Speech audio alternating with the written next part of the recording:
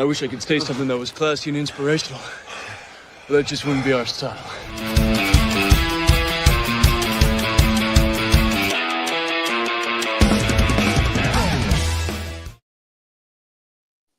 Hi there. Welcome to another episode of the Steelers Sanctuary Podcast. Leanne is still off island hopping, so we're going to have Bob join us in just a moment, whenever he's going to pop in just a second.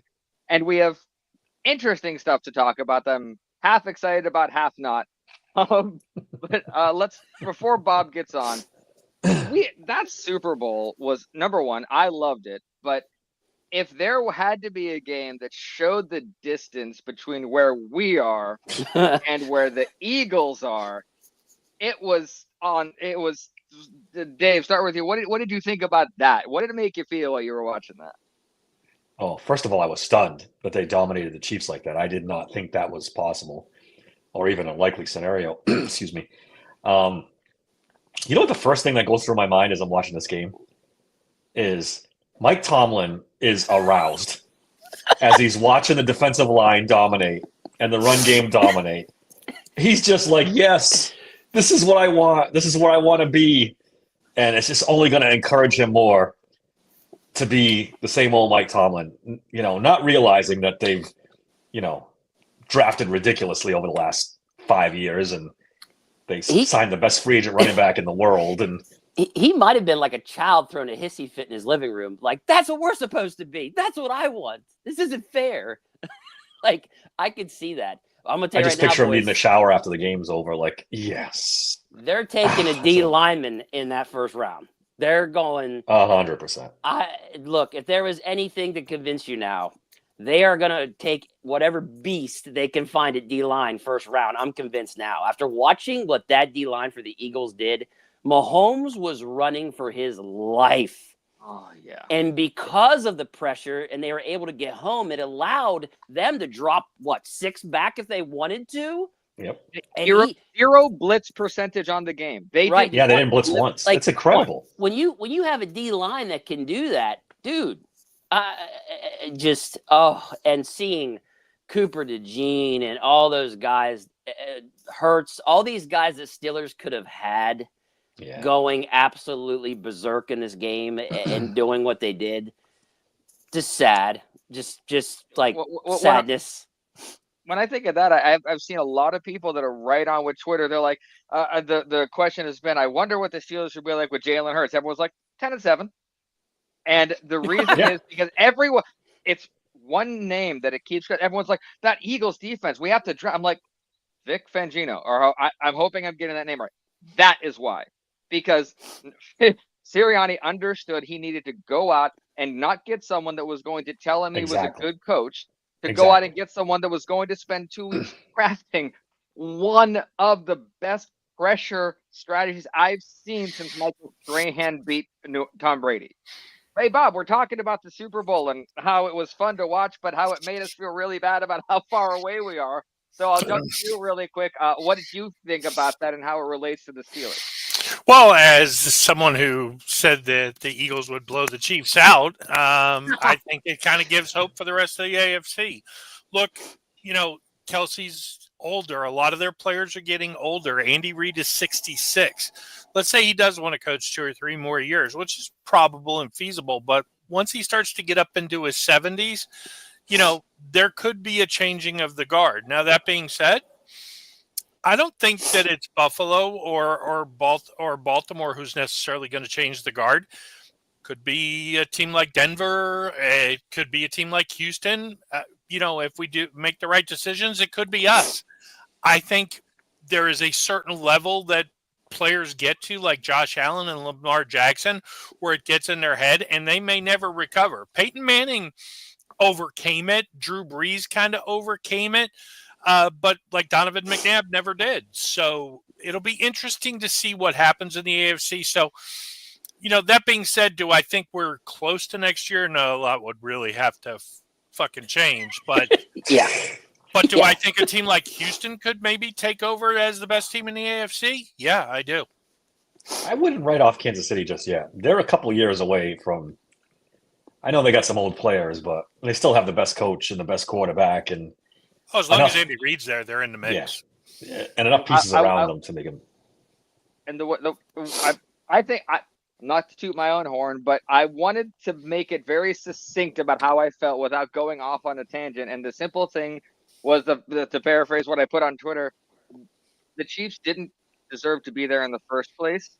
And every single thing that we saw during the season was exposed by Philadelphia. It was football justice. To use a Tomlinism that, it was football justice seeing that, because none of the calls that they normally got went against them. In fact, there were a couple missed calls. It was exactly what I was hoping would happen. They'd face the best defense in the league, and the refs actually didn't, do everything in their power to help KC as much as I was worried. And I was just happy to see but that defense, my God. Yeah. Zach, I loved your point. It was a good point. The difference between Fangio and Tomlin, the Eagles coach and Tomlin, is he saw a weakness. He said, I need to get better on defense. Fangio was there for anybody to sign. The Steelers could have signed him and didn't. And they never will. So he just went out and grabbed the best defensive coordinator he could find and said, fix the defense. The guy fixes the defense, they win a Super Bowl. That's something Mike Tomlin will never do. He'll never cede control of his defense for somebody better. He'll just never do it. So it's like you said, watching that Super Bowl makes you think, man, are we ever going to get there? Are we ever going to get there again with Mike Tomlin? Yeah, I mean, we could certainly say Tomlin won't do it, but we could also be saying that, look, if somebody forces him to do it, maybe we are a coordinator or two and maybe, 10 coaches on the coaching staff away. I hope that's right, because if Tomlin gets to the point where he can be forced into that without leaving Pittsburgh that's what's going to happen. That is the maturity that will be necessary to get him into that second act he's always hoped for. The problem is, I don't really see. I see if someone's like, "You got to do this," he's like, "No, I don't. I got to leave." And he's like, "No, you don't have to pay." Honestly, at that point, it's going to get weird. It'd be like, "You don't have to pay me. I'll just leave if you want to." It's going to get weird. And that's fine with me. Speaking of getting weird, because I'm going to not say very much about this next week, because everyone knows how I feel. I'd be a broken record that would just irritate people. But we'll start with David and we'll go around. Aaron Rodgers. Offseason has officially begun for the entire NFL, so this is going to be very, very long. But how do you feel about Aaron Rodgers possibly coming to Pittsburgh? He's being linked to us betting favorite, apparently. You say David or Dave? Which one do you want to go first? David. Okay. For me, here's the thing, 28 touchdowns, 11 interceptions. I think he was top 10 in yards and touchdowns this season. So I don't think that he necessarily doesn't have it anymore. It's just that the more I think about it, the Steelers are not going to bring him in because he's going to tell them they're all fucked up. And they're not going to want that. I mean, look, all these reports are coming out that Russell Wilson's gone. They ain't bringing him back. And it's because of him fighting against what they wanted to do, going rogue in a game. Does that not sound like Aaron Rodgers? Aaron Rodgers will go rogue. He won't give a shit. And Tomlin wants to have that control. Arthur Smith wants to have that control because his boss tells him to. They're not. That's why the more I think about it, they're not going to bring Aaron Rodgers in. If they do, I'll be shocked. It will only be because Tomlin loves him. But just see how much he loves him after he doesn't listen to what they want to do. And that's what's going to happen. I mean, everywhere Rodgers goes, it's his way or he's going to call you out. He's done it several times now to stuff. So I just don't see him doing it. Yeah, there's something there between Tomlin and Rodgers. There is something there. We've seen it. But every time they play against each other, they're making eyes at each other and stuff. I've said this before in the podcast. I don't want to beat a dead horse. I don't think we're going to be very good in 2025. I think they're grasping on to TJ Watt and Cam Hayward and everybody, just trying to squeeze one more Super Bowl out of them. So if that's your strategy, if that's what you want to do, is, hold on to your aging veterans and go for one more push, then you need somebody like Aaron Rodgers, because that's the only way they're going to succeed with this game plan is they hit lightning in a bottle and Aaron Rodgers somehow becomes Aaron Rodgers of 5 years ago, and he carries them on his back to a Super Bowl. Anybody else available, it's 10-7, 9-8. That's where we're headed. So, if they refuse to rebuild, if they just refuse to change coaches or change anything, bring me Aaron Rodgers. Like I said, and I'm not even kidding about this anymore. Sometimes you need something to create change, to force change. And if Aaron Rodgers comes in here and blows it all up, more for the better. If this thing goes into the shitter and coaches stop pointing fingers and the whole thing blows up, we need it anyway. So bring them on. As far as I'm concerned, drop a nuke. Yeah, drop a nuke and get change. Force change somehow. That's how I feel about it. Yeah. Bottom line is, if you want all the things that Steeler fans have been complaining about for the last 3 or 4 years are things that Aaron Rodgers does well. You want to throw the ball over the middle of the field? Aaron Rodgers does that. You want to throw intermediate passes? Aaron Rodgers does that.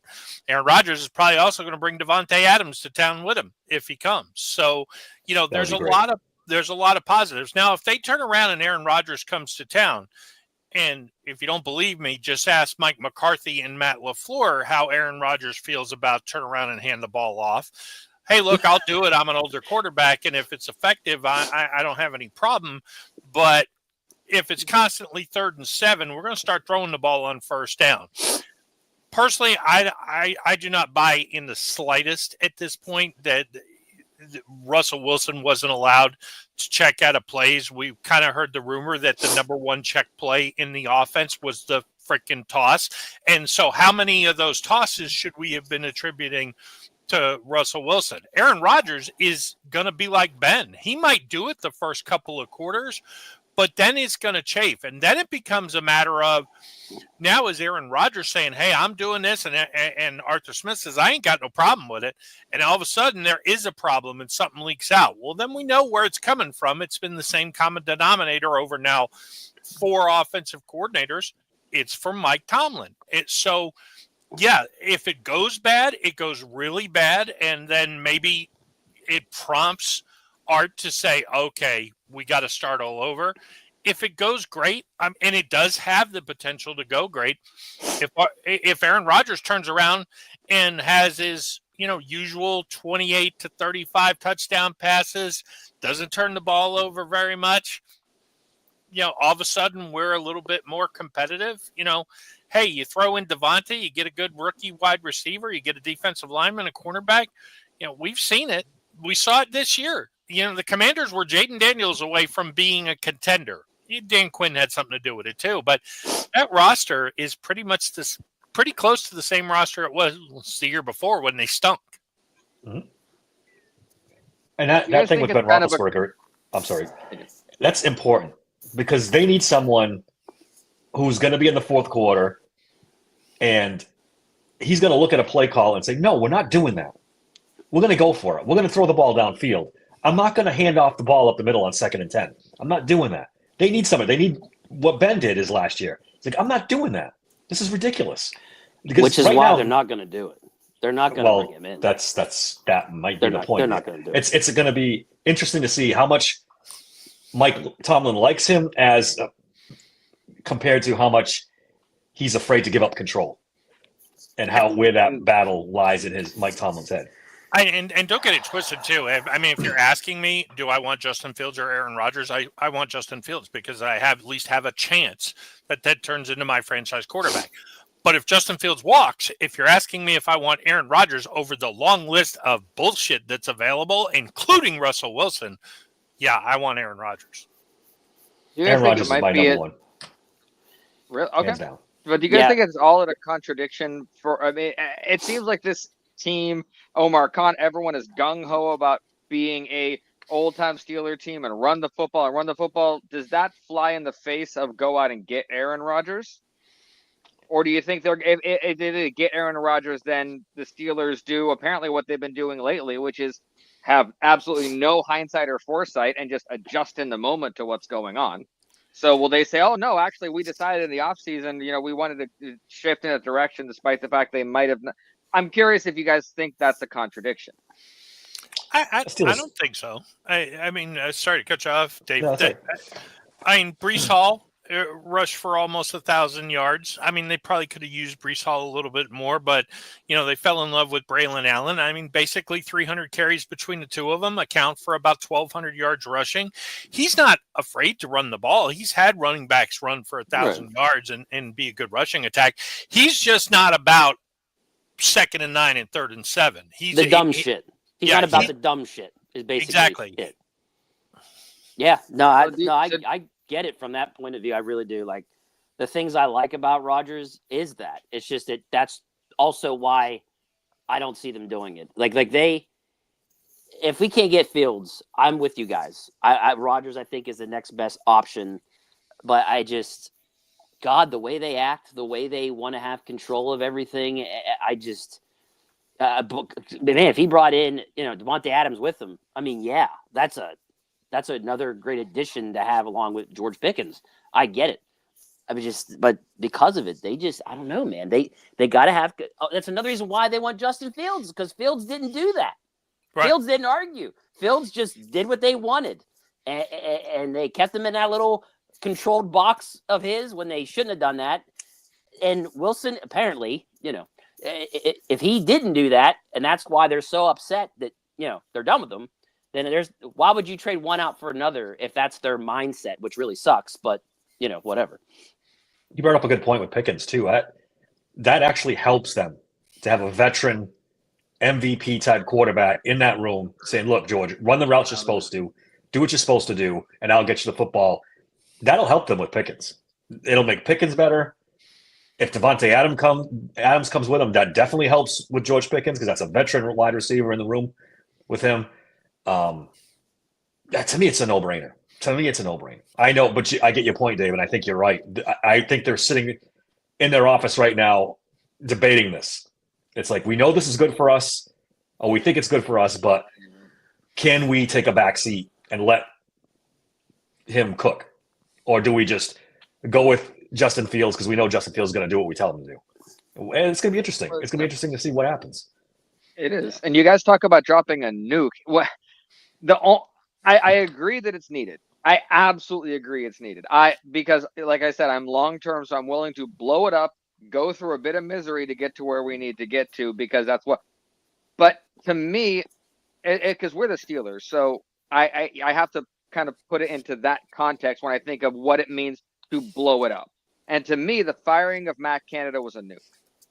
That was everyone was shocked, and it was something that it drove not just a fan base, but like Steeler Nation.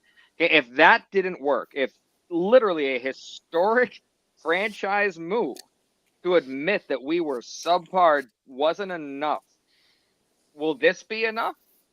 Is this a step up from that? Do you think this could be it? Because to me, I was hoping the Matt Canada nuke would do something, and that didn't seem to do anything. No.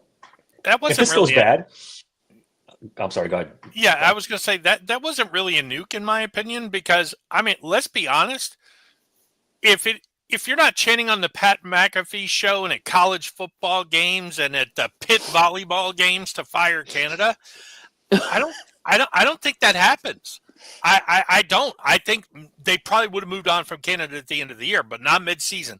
They came under fire that they do not come under fire for with Canada. So I would say a bomb, but not a nuke. Now, and so many people, I mean, I see Arthur Smith catching so much flack on social media, and I get it. It's easy to blame, the offensive coordinator, the personnel decisions were bad, but I'm thinking to myself, if he's got Cordarrelle Patterson in there to run a play that's a pass pattern, I'm going to send him out in a pass pattern, and Russell Wilson was checking to tosses to Cordarrelle Patterson, it very well could be it was the design. I'm not saying it definitely wasn't. Right. But there's enough of a doubt now to me that I don't know who to blame. So I'm not going to get rid of Arthur Smith because the Steelers aren't going to fire an offensive coordinator after 1 year. No. Russell Wilson ain't under contract. It seems like a pretty easy solution. True. And for anybody who was Really quick, before I'll jump right here. For anybody who is jumping in late, I want to make the disclaimer. All of us agree if Justin Fields is available, Justin Fields first. We are discussing if he's not available. I didn't want anyone to jump in and think that we're talking about Aaron Rodgers first and foremost. So, Dave, are you there though? Is that your? I'm looking in your Aaron eyes. Rodgers first, buddy. I'm Aaron Rodgers first. You know what? You know what? Eyes. Wait. I was counting the people who aren't insane. So, Dave, I'm Aaron Rodgers 1, Justin Fields 2. But when we talk nuke, if this goes bad, if say Aaron Rodgers becomes quarterback and it goes bad, it's going to go nuclear. He's going to blame people. People are going to blame him, and maybe that brings the change we want. Yeah, maybe we need something like that to, like I said before, to create change. When I talked to Faribaugh the other day, he said there are a lot of people around the league that think that Arthur Smith did a tremendous job as the Steelers offensive coordinator. He said people around the league think he did fantastic. I don't necessarily see that. And maybe it was Russell Wilson checking out of things and making things more difficult. But, I mean, I think they had one good game on offense, the Bengals game. They had one really, really good game. So I don't know. That's the game he apparently went rogue in. Yeah, well, yeah. So I don't know where. Well, according to Russell, he did. Sorry. Right. Yeah, according to Russell, yeah. True. But other than that, the offense never really impressed me the entire season. The Bengals game.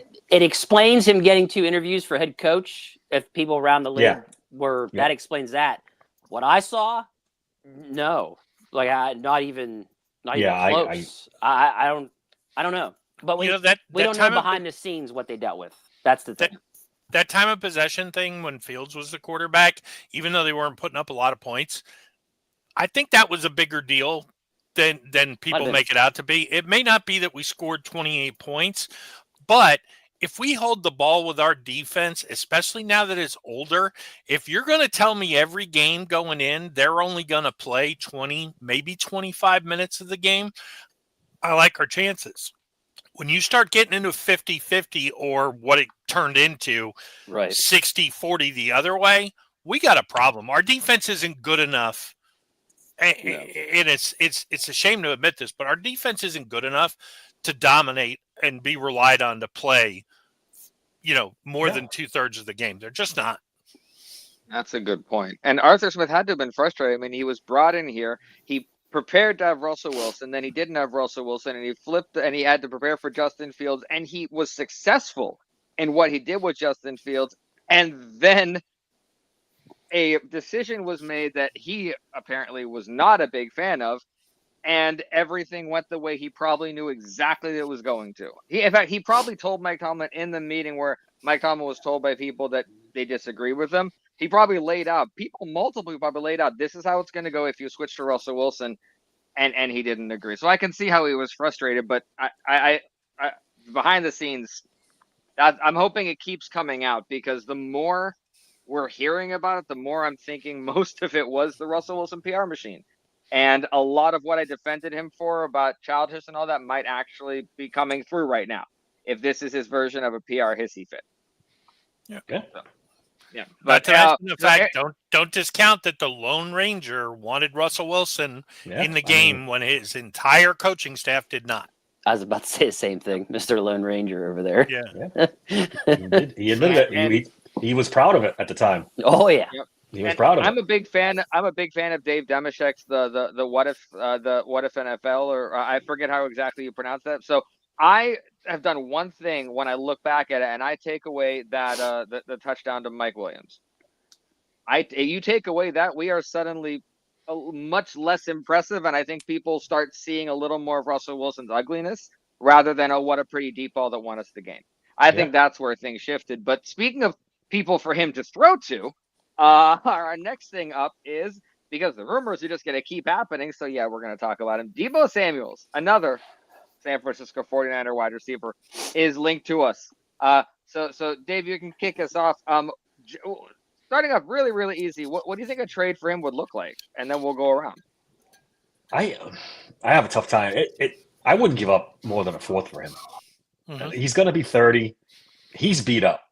Like, they use him as a running back for the last 3 or 4 years. Wide receiver / running back. He runs a lot of screens. and takes the ball out of the backfield. He's taken a beating over his career. I love Deebo Samuel. Love him. But I just don't know if he's got much left in the tank.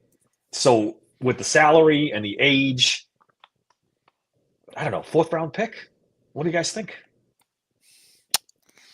What's his cap hit? Actually, It's like 30 million. We were talking about it. Yeah. But that's hell no. I wouldn't get the Steelers won't have to pay the 30 million. His cap hit is small. If they release him, they do save 15.8 in cap savings. But regardless of post or pre-June 1st trade, it's $31 million in dead money for San Francisco. And we double checked on spot track and over the cap. That's where I get confused. So Bob, where do you think that 31 million will come in? Because to me, that's a big thing that San Francisco has to jump to want to get rid of him. His base is 1.1. That's his base salary. Everything else is bonuses, which most is going to land on San Francisco. I think you're looking at maybe the Steelers being on the hook for 10 million, maybe. Well, I mean, maybe less than that. The last 2 years, he's played 15 games. 892 years 2 years ago, 670 this year. And granted, their offense was kind of herky-jerky. Honestly, when you look at him, and we all remember the Super Bowl run in 21 when he was really, really good and he had 1,400 yards and he carried the ball. His rushing numbers were pretty good. But, I mean, let's be honest. He sucked the last 3 years. Yeah. And part of it's because of injury. It's not that he sucks personally. Well, injury because he's old and he's beat up. So do you want that guy? Yeah, but he still played a lot of games. That's why I said when you say a 4th, I would not even give up a 4th. I mean, we could have had DeAndre Hopkins for a 4th. Yeah. I mean, I think he's a little better than DeAndre. Yeah, I don't know. Yeah, I mean, at this point in their careers, I mean, he's an old 28. Now, he could have like a late career resurgence, but I look at Deebo as kind of like a broken down Hines Ward at this point. At one time, he was really good, but at this point, he's the last year or two of Hines Ward. Yep, and I agree. We don't need that. He's only had one 1,000-yard season in his career, the 6 years he's played. So, like, I don't know. The production for me is just not there that you want to see. Only 3 touchdowns this past season. So yeah, I don't know. I don't know if I'd be really willing to take on any of that money. I just don't think it's smart. But it's not smart for them to trade him either and eat it. Like they want to get him off the roster in a worse way. Right, but it's it's a shittier situation for them that I don't know if we need to take on for them. I don't. Plus, it's become an issue. He took a swing at the kicker. We can't take on dead money. Well, what's that? We can't take on dead money. There's ways you can kind of work around it, but specifically the Steelers saying we'll take the dead money hit, we're not allowed to do. That's spent money. You know what they ought to do? They ought to tell John Lynch, "Yeah, we want him, but don't worry, we'll finalize it. We want him, and then we change him around. Yeah, 100%. Yep. And, don't forget he took a swing at the kicker this year. Remember that he's becoming a little bit of a diva on the sideline. That's why they want to get rid of him. It's crazy though that he's saying he wants to go to the Steelers though. That's nuts that he's voicing that opinion. That's Nick Strackbine. He reported that. So, but I read what he said, and Nick, I'm not saying you're wrong. I'm just saying I read it and I didn't see a specific source other than someone in there. So right now it's a little hearsay. And that we're first, and because it's from a Steelers source, I have it was from an unbiased, like national source, I might be a little more willing to believe that. Yeah, I don't know. I mean, part of me would want to see it just because it'd be funny to have Deebo and Pickens and, for that matter, bring back Mason and let's see what kind of fight breaks out in training camp. That's true. That's a good point. But I mean, Aaron Rodgers. I mean, if we're going to get an older receiver, he's going to bring Devontae Adams with him. But if I'm going to bring, I think Sommer brings up a good point here. If I want a Deebo Williams type, then I'm probably wanting Savion Williams. I don't agree that he's a gadget guy.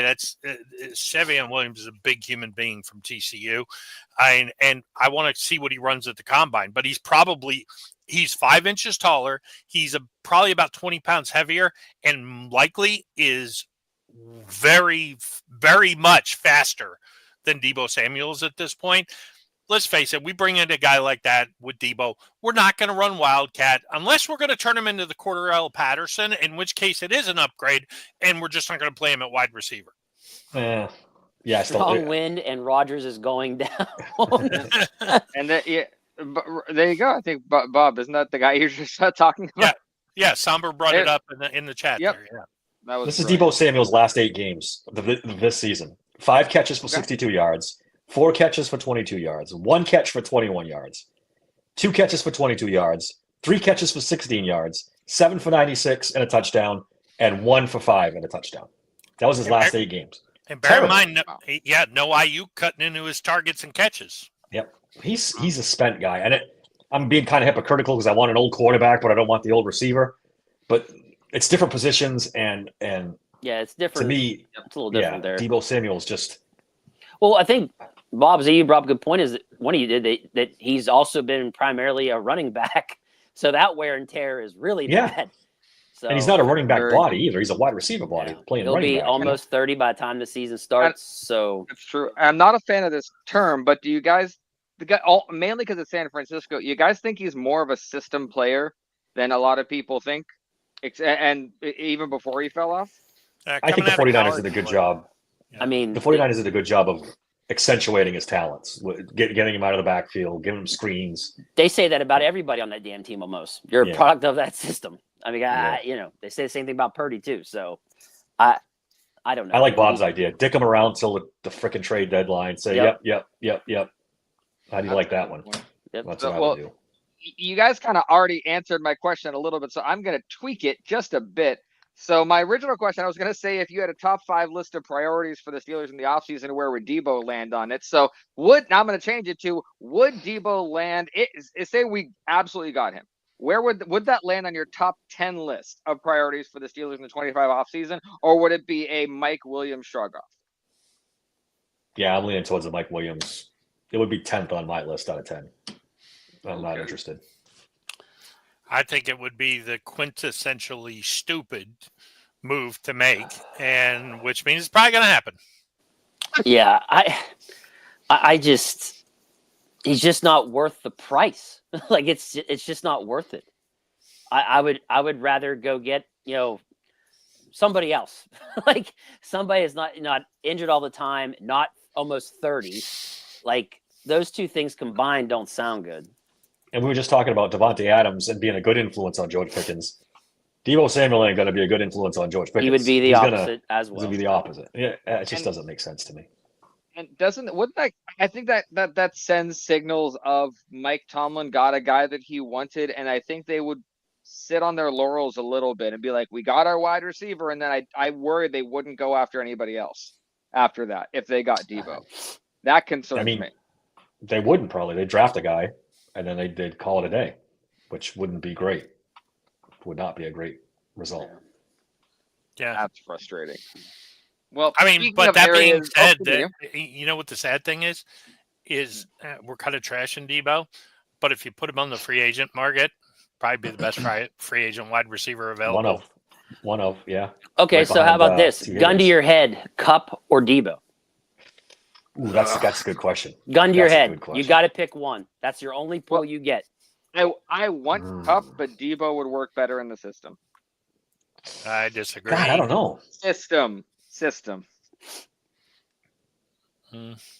Ooh, that's a good question, Dave. That's really good. I can't make up my mind. Because realistically, that could be who the Steelers go after. So in my head, I'm like, well, shit, this might be it. It's going to be Kupp or Deebo, and we're going to like it.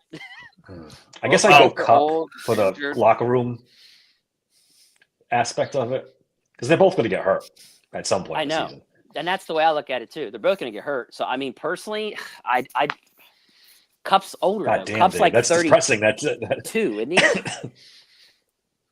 Now, I think he's 32. Kupp would be a better influence on. Kupp is He'll older. be 32 when the season starts. But he hasn't taken the beating that Deebo has. But he might be a little bit more fragile. So it goes back and forth.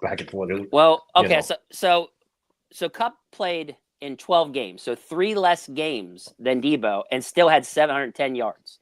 He had 6 TDs, so that's double what Deebo had. He hasn't had a full season since 21, though. But in That's the 21, problem. guys, he put up 1,947 yards. That one season. And 16 TDs. Yeah, Hey, let me So- tell you how good Jerry Rice did 20 years ago. 2021 might as well be 10 years ago to me. Right. But I'm saying comparing him to does feel like Deebo a is while. my point. Like, I Yeah. think I would lean towards Cup more, to be honest. Yeah. It's not great. Oh, and he'd be cheaper. He probably wouldn't cost as much either. Right? In Yeah, theory? I gotta look at Cup's You think contract. so? I don't know. I I'm thought not Cup sure. would be more expensive. When you read I don't know. the Deebo contract, I'm telling you guys, he's not going to be expensive Well, because Zach, a that would lot help of decide it. the money Cup's due to contract. him has already been paid. It's already been paid in bonuses. So he's 1.1 base, and then you might have to pay the roster. And I'm not sure how this option goes for $4 million. You're looking at $5-6 million for him. And Okay. that's not that, Yeah, it looks like he would that's be a more really expensive. cheap rental. So Yeah. now, it is- do you consider both guys rentals? Well, there's Yeah, I they would hope have so. to be rentals. I would hope so. Okay, I just wanted to make sure that we're considering both of them in that same So, thing because then Cup's hit you're is paying for a 12 rental. Cup's hit is 12.5 million for base. Let me find the cap hit though. Cap Well, cap hit's 29.7. yeah, well, that's bonuses and stuff. They So got that. it's They the got base the is what you worry about. restructure. Yeah, they got Yeah. the restructure built in. Yeah. Deebo, He's about so- $12 million. Yeah, which, to be honest with the wide receiver market, I get what you're I know. saying.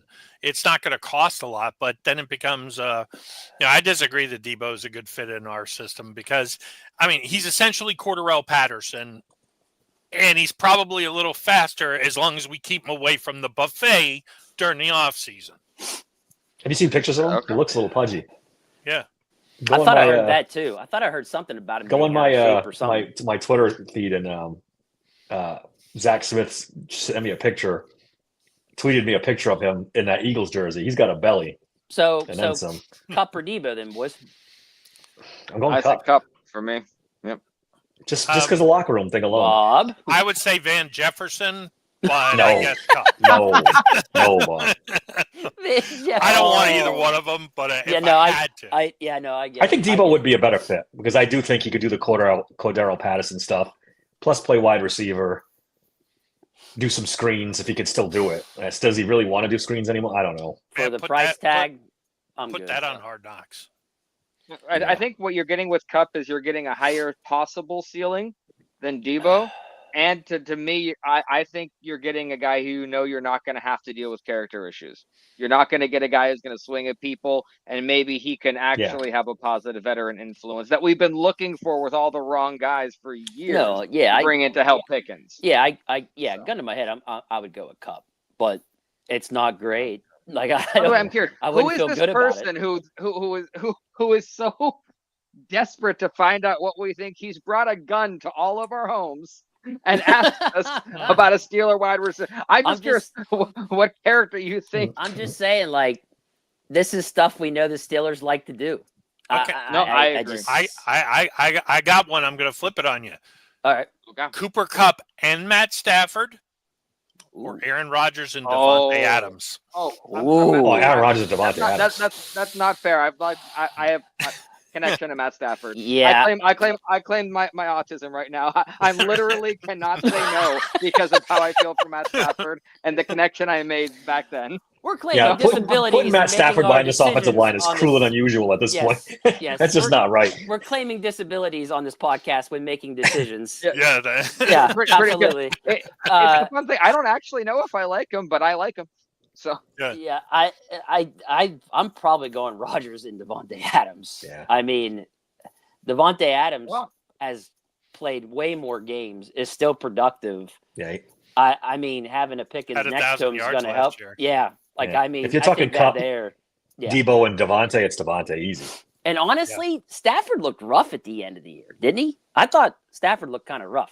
That poor guy has taken such a beating over his career. I mean, it could be that. Such a I'm beating. just saying the games I watched him in towards the end, I was just like, man, he looks awful. Like, Yeah, it didn't look great. He definitely it was gradual and then sudden. All of a sudden, Yeah. he got really old. That's why they're trying to move on from him now. Yeah. Because they know exactly. if they squeezed every little bit that they could out of him. We actually just touched on it wonderfully because it is the State of the O-line day. This isn't a rumor. We actually are going to have to deal with the O-line. So I've been waiting to bring this up because Somber's got an excellent point here, that it is a big gamble on our O-line improving. So before we get to anything else, let's start there. Rob, we'll start with you and go around. How big of a gamble is it right now to say that when we start 2025, we'll have a better offensive line? I think personally, I mean, it's probably 60-40 that we actually do have a better offensive line. I think at this point we have no choice but to play Broderick in his natural position, and I think there will be measured improvement playing him at left tackle. I think Fatano is going to be a halfway decent right tackle, assuming he's healthy. I like Mason McCormick. I think Isaac becomes the worst, the weak point of the line, but he's going into his last year. I've seen some stuff where, I think Nick Faribault brought it up that, potentially a guard is in the offing during the draft. If that's fourth round or later, I got no problem with that. Maybe as a free agent, I'd kind of like to see maybe a swing tackle, a veteran guard who doesn't break the bank. If James Daniels was willing to come back on a reduced contract or something like that and be like the swing guard, although I don't think he will. I think he'll want to go someplace else and start. So I don't know. I think we'll be better. I think Zach Frazier going into his second year can help solidify that line a little bit. I've thought about it over the last couple of weeks. I kind of agree with Dave's point over the last couple of podcasts. Maybe it's time to turn Isaac into that backup and go spend some money on a guard. But, I don't know. I don't know. I maybe it's more wishing at this point, but I do think the offensive line will be better this year. I mean, it looks like Pat Meyer's going to be back, so who knows? That's the big problem, right? That's the big problem for me is Dave and I have talked about it a million times when we did our podcast with each other.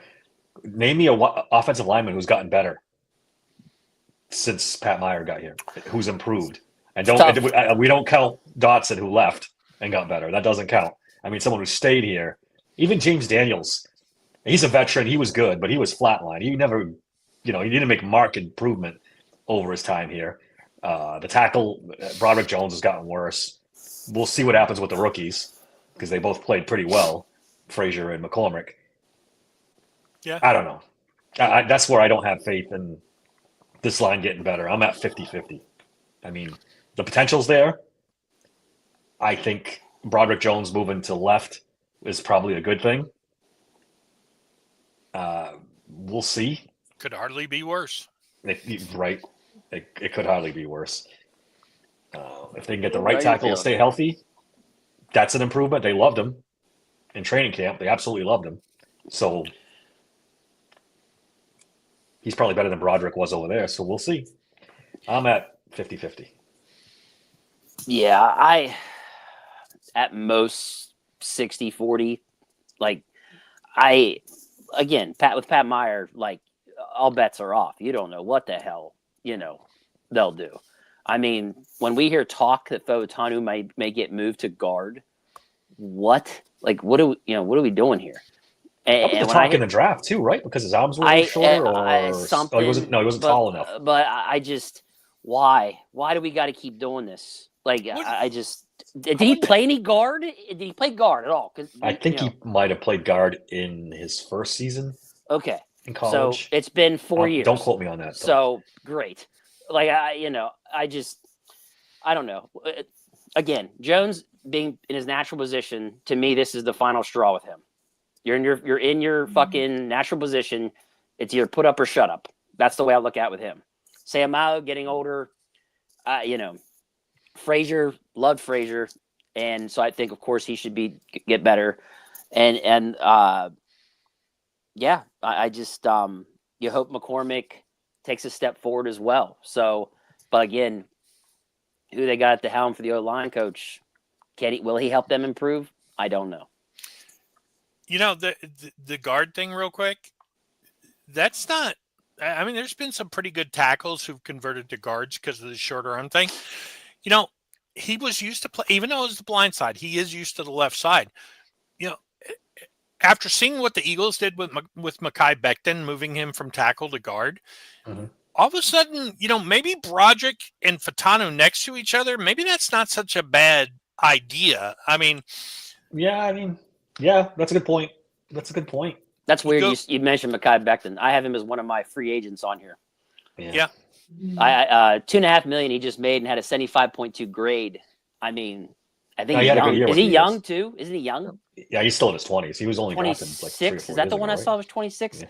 So I'd be shocked if the Eagles let him go, though. I would think so too. Yeah. I know, but hey, But then you got to draft a tackle again. Then, if you move Fuatano to guard, I was going to ask. Did you guys think they could sign one? Did you think they could draft a guard in this draft or no? Yeah, they could. Did Somber bring it up too? Yeah, Somber did too. Yeah. There's a couple guys out there. I haven't done much work at guards because I wasn't expecting it. I have to go look. Well, I know the Alabama guard's supposed to be really good. I'm thinking I know nothing. Kind of like what they did with McCormick, like a 4th round guy that they really like or something. Yeah, but if he's there, I don't know. I'm just saying. No, you got me thinking, Bob, about Fuatano and Broderick on the same side. I kind of like that idea. Yeah, theoretically, tackles. If you decide to free to tackle, that's going to cost you. Tackles. The thing is, guys, Ronnie Stanley is a free agent.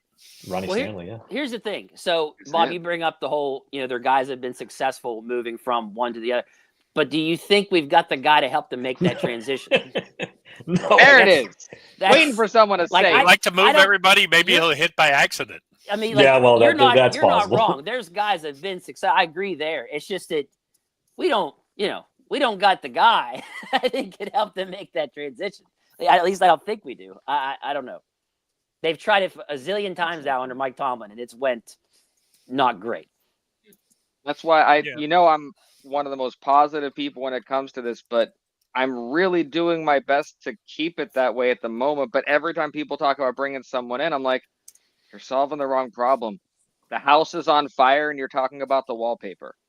So it's the wrong thing to talk about. Yeah, it really is. And the problem is we're looking and they're like, actually, that's a really strong fire. That fire has been going for a long time. We're going to keep that fire. We like that fire. That fire is successful. That's kind of what I'm hearing, that they're defending the wrong thing. I'm worried about anyone we bring in because we would have to spend like the Los Angeles Rams, their Super Bowl year, to overcome the ineptitude that is in our ability to progress players. Tyler Booker is the name of the Alabama guard. He's supposed to be first-round talent. That would be the guy. He'd probably be around at 21 too, if you wanted to draft a guard. But oh wow, you're talking a guy they take in the first round. Yeah, he's the best guard in the draft, is what I'm saying. I don't know if they do that, but that's if you're looking for an impact guy. That's the guy you want to get. On the PFF big board, he's the 67th ranked prospect. Guards typically, you're right though. He's so far and above. Like the next best guard is barely in the top 100. It's a kid out of Georgia Rutledge. He's pretty good. I mean, if I was going to go get a guard, I really kind of like the idea of either go after Becton or move Fatanu. The more I think about it, the more I kind of like that. Yeah. I was big on the Trey Smith from Kansas City, but he kind of got his ass handed to him last night. So now I've kind of cooled on him. I know that Philly line is really good, but I saw him backpedaling a lot last night. So they all were backpedaling. Yeah, yep. It's a tough line to judge a guy on for sure. Monsters. If only they had Zach Frazier playing center. They have Creed Humphrey. Yeah. Yeah. That's a good offensive line that got pushed around last night. It's a pretty good offensive line. Yeah. So we talked about who we want to bring in and all that, but let's go back just for a moment to last season and talk about where it went wrong on the offensive line. And David, we'll start with you and we'll go around. Do you think it was the quarterback switch? Where do you think it fell off a mountain? Because we had people overachieving for a little bit. So how do you think that went? When they drafted a tackle with an injury history. That's where it went wrong. Because then that kind of snowballed. He hardly played. So that forced you to have to use, more and Broderick Jones technically out of position. And eventually it went down the shitter once you put the quarterback in. Yeah, they can't really run outside the pocket anymore. And that's literally how he made his money, was getting outside the pocket. And he can't do it anymore. And so, yeah, that's pretty much how it went downhill, to be honest. It started in the draft, and then we just got to watch the whole show snowball to even worse at the end. I agree with you, Dave, 100% on that. But I also think it was a lot easier for those guys when Justin Fields was in the game. Absolutely. As the quarterback. 100%. They didn't have to pass protect as much. He could bail them out if they made a mistake. 100%. They ran the ball more. You know, the time of possession was a lot better when it just putting Russell Wilson and just taxed them and made them, you know, it just glorified the weaknesses more and more every week. To double down on what you're saying, Dave, you would think towards the end the O-line would be better, be more gelled together, and they got worse. It just kept magnifying their weaknesses more and more and more. Yep. And then defensive coordinators were like, "Ooh, we can attack these tackles because they're terrible." And then it just got worse and worse and worse. Yeah. You know, the more we look back at that move, the Lone Ranger made a mistake, man. We should have stuck with Justin Fields. Yeah, that was a formula. We're going to run the ball. We're going to hold the ball. We're going to time of possession. We're going to keep our defense off the field, and we're going to win close games. Hey, that was the best case scenario. Has anybody lost more money than Moore over a season from beginning to end? Oh my God! From beginning to end. Yeah. Think about it. Like, he took a beating. I mean, Bob, I'll give you credit. Like, you were like, nope, trust me, he sucks. And he was doing so well, and then it just started this slope all the way to the end. Yeah, but he didn't have to pass protect for Justin Fields because they weren't throwing that much. Apparently. He looked great, but yeah. And even when they did pass protect, if you let him, if a free runner comes to Justin Fields, he's taking off. He's getting a couple of yards. There's no sack in there. I mean, not that Justin Fields didn't get sacked, but I mean, he's making something out of nothing. Right. You know, I said it before the season. I say it again. Dan Moore was the worst graded tackle over the first 3 years of his career. And he had this 5-game stretch where everybody all of a sudden wants to turn him into an all-pro. By the end of the year, him and Broderick, the two individuals, had given up the most sacks. One guy's playing out of position. The other guy sucks. He always sucked. I have never – everybody who always goes out and you hear like Caboli and these guys are like, oh, Dan Moore this. If you're impressed by Dan Moore, then God damn it, you should be impressed by freaking Kyle Allen and Mitch Trubisky. I mean, and I think this is, as Steeler fans, we get caught up with this. I get caught up with this. Hey, our guys are really good. Our guys are really good. Our guys are really good. Maybe our guys ain't really that good, and we're just too close to it. And when we take a step back and look and say, you know, I say that all the time. Yeah, I say it all the time. I think there is that homerism that we have as Steeler fans that especially some in the media. Like, well, I mean, if they're directly connected to the team, they're gonna be like that. That's just the way it is, honestly. And I think, of those media guys, they could tell them the sky is purple and they'd believe them. Like they'd buy into it. That's just how they are, you know. So Caboli's it's a good point, Bob. Like, he definitely is one of those types where he'll just act like, oh, he's great, and it's like, okay. Look, we got distracted a little bit by how bad Broderick Jones was that we forgot about Dan Moore for a little while. 12 sacks. By the end, he roared back to take the lead in sacks. Yeah. That's how bad Moore was. Yeah, by the end of the season, they were both pretty bad. I mean, you got to do really bad because Jones was ahead of him, I think, mid-season by about 4 or 5 sacks, and maybe more. And he just roared back to take the lead. You can't have your left and right tackles tied or leading the league 1 and 2 in sacks given up. You just can't have that. Look, there's for those of you fans of South Park, there's an episode where Kyle's family moves to San Francisco and they love the smell of their own farts. I think that the Steelers organization fell in love with the smell of Broderick Jones as a starting left tackle, and we got him in the 4th round. He'd be probably a pretty good starting left tackle in the SEC, not for anybody who competed for a national championship, but he'd probably be okay there currently. That's the thing. Go ahead. I'm sorry. Go ahead. Keep going. We have to keep in mind he was a 4th round pick. Yeah. He was supposed to be a swing. Well, actually, he wasn't. They drafted him to start because it was so desperate. But most teams looked at Dan Moore as a swing backup tackle, not a freaking starter. The Steelers forced him into being a starting tackle, and he's not. And I wonder if he's going to get paid at all. Will some team be like, oh, he's only in his 20s, he's starting left tackle. Let's give him $10 $15 million. Tomlin thought he was a starter. He was going to be the starter at left tackle no matter what this season. No matter what. Yeah, Fuatano was going to play right. Left tackle. Dave, you said that. You called that. Remember me and you argued. This is way back. This is over the summer. I said, they're insane if they start Moore at left tackle and don't put Broderick at left and put Fuatano at right. And you said, no, Dave, it's happening. I'm sorry. Tomlin loves his veterans. And you were dead right. Like, that's what they did. Now, Fuatano getting injured bailed them out a little bit, but then he still stuck with it anyway, so it didn't matter. But, yeah, I just... That's what drove me crazy about the draft. If you're going to start Dan Moore no matter what, then why are you drafting a tackle? You already have your 2 tackles. Yep, why do it? Why are you drafting a tackle in the first round when you have no wide receivers? Yep. That's what drove me crazy. And they were never not going to start Dan Moore. And don't forget, he got drafted as a swing tackle, refused and got away with it.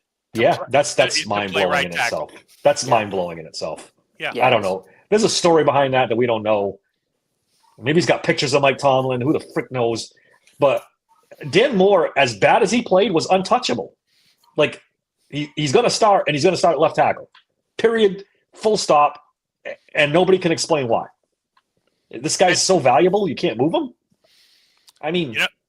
You think about it. Dan Moore won't move, gets away with it. Wide receivers act crazy, get away with it. No wonder players want to come play for Mike Tomlin, because they can act the fuck up and have no expectations. There's one guy that can't act up. Chooks. Chooks acted up one time, and he was put into fucking Siberia, and we never heard from him again. Whatever he did. You can't out loud give up on the game. You can give up on the field, actions. But you can't say out loud, let's just let them get the ball. Let's just down it. You can't say. But you can with actions. You punt the ball down 17 with 2 minutes left, and you punt the ball away. That's fine. But saying it out loud is different. Yeah, don't say it out loud. Don't ever say it out loud. Yeah, go for it on 4th and inches down 10, but when you're down 17, better punt. there is a lot more to that Chooks thing though, because he only lasted 3-4 games with the Patriots, and they cut him loose. Well, he wasn't doing good. That's the other thing too. It's one of those he quit things on the where team, basically. He quit out loud, but he also was sucking, if I remember correctly. So that kind of helped. He wasn't doing good. So he quit on the Patriots this year. They told him, what did they tell him? He had to change positions or something, and he said, "Nah, I'm good, peace." Was it a pay cut? Left. Or no, I think they wanted him to bench him or change positions or something. He's like, "Nah, I'm good," and he just left. Yeah. He's like, "Fuck it, I'm rich, I'm out." Right. Yeah, I guess. I mean, either that or maybe he lost the fight to Gerard Mayo at halftime, and it was loser leave town. Yeah, they had a tables, ladders, chairs match or something in the locker room. Yeah. Well, to wrap up the O-line section, Dave, we can start with you. We can go around. Keep it as succinct as you are able to. If you got to pick from a realistic lineup, what would your starting lineup for our offensive line be when we kicked off 2025? It was easy before, but now Bob's got me thinking. I know. Wrench has been thrown. Realistically, I'd go Broderick Jones left, Fuatano right. Frazier the center, McCormick one guard. And I tried to upgrade guard. I've said it before. Go get a free agent. Tevin Jenkins, Trey Smith, somebody that can anchor that line, a veteran that the young guys can look to and say, that's the leader, that's the veteran. He won't fuck up if anybody else does. So that's what I'd like to see. I am kind of thinking about Bob's idea of moving Fuatano and Broderick on the same side. I kind of like that, but that opens up the tackle thing where you got to go out and spend big money on a tackle. I know, Dave. I know it. But strength, you're putting both your strengths on one side of the ball. That's kind of interesting, too. I don't want to confuse Pat Meyer. Okay, let's pump the brakes. I know. Yeah. I know. That guy's got a lot on his plate. Let's not confuse him. I know. Bob, what would yours be? I'd probably still want... tackles are fairly easy, the guard idea aside for a minute. Realistically, if you're telling me that it's Broderick on the left, Fuatano on the right, and then you've got Mason, and Zach Frazier, I had no problem with it all. if I was gonna reach for a guard, and I know he's had some health issues, but Zach Martin is a free agent. He's older. Maybe I would go because Isaac's under contract. He's not going anywhere. If I swinging big, baby. If I could get Zach Martin for a decent 1 or 2 contract, I mean, let's face it. Andrew Whitworth changed the Rams, and he played till he was like 42. So it is possible that a guard could play 3-4 more years at a pretty high level. It's just with his injury history, but for a while he was the best guard in the game. So I might take a swing at that. I wouldn't hate the idea of Isaac being that other guy. Then it just becomes a matter of, do we draft one late or can we find a deal? Keep an eye on if this Aaron Rodgers stuff turns out to have any validity at all. Keep an eye on Morgan Moses. He was Aaron Rodgers, the right tackle. He's gonna be, he wouldn't be terribly expensive. And if you want to go the experiment route and move Fatano to guard next to Broderick, Moses is a guy who could come in and play competent tackle for you for a year. Yeah. Not bad at all. Zach Martin made $18.4 million this past season. 34 years old. I mean, I wonder what he would want. I mean, as an older guard, he's going to want double. He's going to want 10. And would he want to leave Dallas? Give it to him. Yeah. And if he does give it to him, Bob, I didn't even think of that, but the number one, the pedigree of the kind of player you're bringing, even if he's not the same kind of guy, and what he could do for I love that. I've never been a Sayamalu fan. I never have. I didn't love the signing. He's just okay. He's just okay. You need to upgrade he's a top half of the league guard. Right around the middle, I think. Maybe a little better than the middle. Yeah. But just, I think that's where we're supposed to be I call it the Sayamalu journey, because when we got him, he was a massive upgrade to what we had as far as veterans. And I know Andy Weidel had a big part in bringing him in. And I don't think I was with Steelers Sanctuary yet, or maybe even with the other podcast, but I said that my hope is soon it gets to the point where Isaac Sayamalu is not our best offensive lineman, because we understand where we have. So I like hearing that, because that's where we're supposed to be on this. Yeah. Isaac Sayamalu was not a permanent thing. Exactly. He was the step up when we needed. He was what I was hoping would happen between the Cannon and Arthur Smith. And there wasn't a big enough gap there. But Sayamalu, compared to what we have, there was a good gap there. What did you guys think of Tavon Jenkins? I like him. He's injury prone too. But he's good. He's very good. I saw he only got paid $2 million. He had a grade of 75 point something. Yeah. So I was like, that's kind of. He's a first round pick. Now he's only 26 years old. So like I don't know if we could realistically get him, or the Falcons will give him a big contract. Now I have no idea, but. He was just one I saw that maybe could be a guy they could go after. But it's so funny when I look at the salary of these guys, like Zach Martin, 18.4, Brandon Scherf from Jacksonville, 16.5. Then it drops to James Daniels at 8.8 million. Yeah, when it comes to these guys' contracts. If I'm gonna potentially pay the $8 to $10 million range, I'm at least having the conversation with Mekhi Becton saying, hey, man, we'll give you $10 million. He might get more than that, honestly, because he was so good at guard. But I would maybe, hey, man, $10 million, you come play for us. We'll give you 30 for 3, and, we'll guarantee 20 of it. Yeah, like I said, he had a 75.2 blocking grade. I mean, he did really well, $2.5 million previous year. So, yeah, that'd be a shot to go after. Fits kind of the Steelers' MO for, second contract free agents is who they usually target. Would you guys be in agreement on bringing Ryan McCollum back to be the backup center? I guess. He might be able to upgrade that a little bit. I thought he did well for us when he had but his grading is not good. So I'm like, What about the other Herbig? Would you bring him back? Nate. I have no idea. I didn't get to see anything from him. He's real injury prone too. Another guy. We have all the brothers and cousins and fathers and sons and whatever. So why? Because he can play center and guard. That's what makes him kind of attractive. He plays both.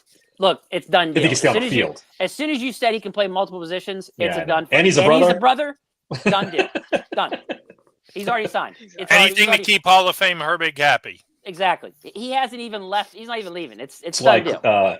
Hayward's still on the freaking team to keep his brother happy because he's a waste of space. Goodness. It's okay. Connor. Maybe come draft time we find his replacement. I certainly hope so, but I highly doubt that. But either that or okay, on so upgrade that. Bob, before you got on, I told these guys, I said the Steelers are drafting D-line first round. It's happening because of what happened last night. That's Super Bowl, yeah. Yeah, we were talking about how aroused Mike Tomlin was watching that game and how he wants to emulate that. I think it really matters who the guy is. If somebody drops, one of those top guys drops. You know, everybody seems to be in love with Walter Nolan online when I do my mock draft tomorrow, which I won't be doing live. I'll be releasing a video. The next couple of weeks it won't be live, but I promise it'll be back live well before the draft. We'll have a bunch of them. Mock draft Tuesdays, baby. Yep. I like Walter Nolan. I'm not convinced he's going to fall to 21. Yeah, he's going to be drafted before that, right? Yeah, I think so too. Like Walter Nolan, Kenneth Grant, I think are going to rise a little bit. If we can get either one of those, I'm comfortable with them. You know, I'm not a Mecca fan. I got to see the receivers run. I mean, I'm not. It's hard for me to mock a receiver till I know they can run. And there's only one Jalen Carter. Let's be honest. That kid's ridiculous. He makes everybody better. To try to do what the Eagles did is nearly impossible because that guy fell into his lap because of all the issues he had on draft day. He was a top 3 guy, and he fell to the number Eagles. 1 overall. Honestly, yeah, he should have been. Probably. Yeah, you're right. He's such a talented dude, and everything flows from everyone's better because he's on the field. So to try to copy that and keep drafting defensive linemen, you could be drafting defensive linemen for 20 years before you get Jalen Carter. It's going to take time, but we've been saying they're at least a couple drafts away. Yeah. So it's going to take time. Like an Aaron Donald type, Jalen Carter type. Yeah, they come once in a blue moon. Right. Yeah, if a defensive Warren Sapp, if those kind of guys fall in your lap, you have to go get them. Absolutely. But absent that, I mean, if you're getting me a B+, just because of the draft from a need perspective, I watched by the way, you guys, if you haven't watched the Nick Farabaugh thing, go watch it. There's a lot of good information on the draft there. Yep. I know he's not crazy about the idea of taking a corner, although I think maybe it's even, hey, I don't think the Steelers will take a corner. I still think corner is the deepest, best position. And based on last year when Quinyon Mitchell was still there by the time we picked, I think all the best corners are going to be on the board. Best corner versus the 4th wide receiver, 5th wide receiver, 2nd or 3rd defensive lineman. You know, best player available. I'm still on corner. Well, do you guys have anything to wrap this up on any of the 3 things on Rodgers, on Deebo, on the O-line? Anything to close us out with? I don't want to start a giant conversation, but Russell Wilson's telling people he's coming back, which is scary. That might be just him talking crap. But I think he's getting desperate. That smells like desperation. Greatest politician in football ever. Yeah, just please tell me it's not true, please. And Kaboli and a couple other writers are saying, "Hey, don't close the door on it. It won't be their first choice. It won't be their 5th choice, but it might be their only choice." DK's that would be so disappointing. DK's morning shots or whatever the hell it's called, dude. He is saying he's gone. Like he's being told by people in the organization, Russell Wilson's gone. Yeah, but Bob, he won't drop names, but he's saying he's gone. So that's interesting, Bob. Like you got some saying this and some saying that. We'll get to see who's full of shit, basically. It's gonna be a long off season. If there's nobody left, if Justin Fields decides, I'm out of here, and Aaron Rodgers retires, and it could go to hell quick. It could be Russell Wilson. I wouldn't write him off completely. They probably don't want him, but he might be the guy pull in case of emergency. In case everything else goes to hell. Yeah, I mean, it could happen. Well, as always, thank you so much for joining us, especially since most of you are still probably hungover from yesterday. So you decided to join us despite the fact you didn't get the day off work. You had to go in after that. So we really appreciate that. Bob, even though it's not live, will have his video for his Tuesday mock draft. We will be back on Thursday. As always, follow us. All the fun things to do if you like us. Hit like.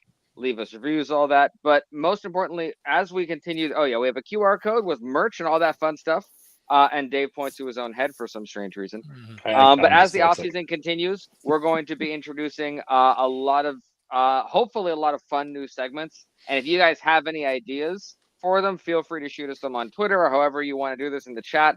Afterwards, we'll always check that because it's a long off season. We're going to have to fill it with some. And for the next one more thing. Yep. Go ahead, Bob. I was going to say for the next 3 weeks, we'll be starting a half hour later at 7. So if you're looking for us at 6:30, just please remember it will be back at 6:30 in March, but for February, it'll be 7. I'm working on Tony Pauline tentatively for Wednesday. Nice. He's a little bit tough to nail down, so we'll just cross our fingers and hope for Wednesday. Awesome. Okay.